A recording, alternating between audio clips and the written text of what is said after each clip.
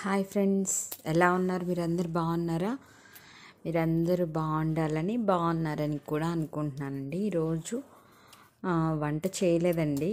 So విజయవాడలో మనోరమ హోటల్లో అయితే, రెస్టారెంట్లో అయితే బిసిబెళ్ళ బాత్ అండ్ కర్డ్ రైస్ బాగుంటుంది. అప్పుడప్పుడు అక్కడ ఆర్డర్ పెడుతూ ఉంటాము. సో ఇంకా ఆర్డర్ పెట్టానండి. బిసిబెళ్ళబాత్ వచ్చేసి నా ఫేవరెట్ అండి. చాలా టేస్టీగా ఉంటుంది.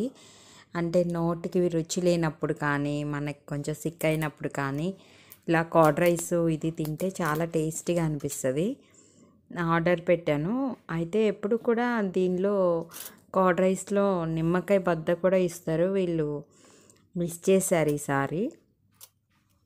సో బిసిబెళ్ళబాత్లో అయితే పాపడా ఇచ్చారు. సో ఇట్లాగా ఇంకా నా లంచ్ అయితే ఈరోజు ఇలా ఫినిష్ చేశాను. కానీ దీనిలో మాత్రం చాలా వెజిటేబుల్స్ చాలా వేసి చేస్తారు.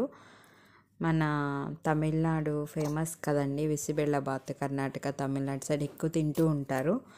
నా ఫేవరెట్ కూడా. వెజిటేబుల్స్ అన్నీ వేసి చక్కగా నెయ్యితో చేస్తారు.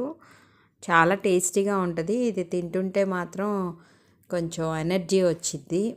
కొంచెం నీరసంగా ఉన్న వాళ్ళు తిన్నా కానీ ఎనర్జీ వస్తుంది. నాకైతే ఇంకా అన్ని వెజిటేబుల్స్ వేసి చేశారు కాబట్టి చాలా టేస్టీగా ఉంది. అది తినేసాను. కర్డ్ రైస్ మాత్రం, కర్డ్ రైస్లో ఏంటంటే ఇంతకుముందు ఇంకా ఎక్కువ ఫ్రూట్స్ వేసేవాళ్ళు.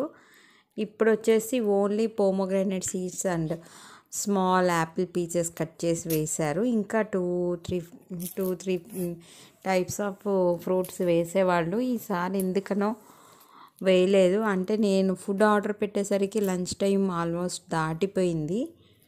మేబీ అందుకే అయ్యుండొచ్చేమో.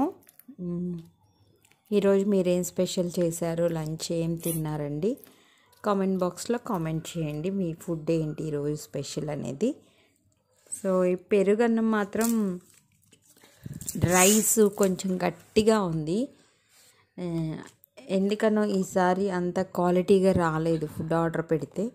బిసిబెళ్ళబాత్ మాత్రం చాలా బాగుంది. కానీ కర్డ్ రైస్ మాత్రం నాట్ బ్యాడ్ అండి. దానిలో చక్కగా నిమ్మకాయ బద్ద ఇచ్చేవాళ్ళు నంచుకోవడానికి చిన్న బాక్స్లో. సో ఈరోజు అయితే ఈ కర్డ్ రైస్ మొత్తం కూడా తినలేకపోయామండి.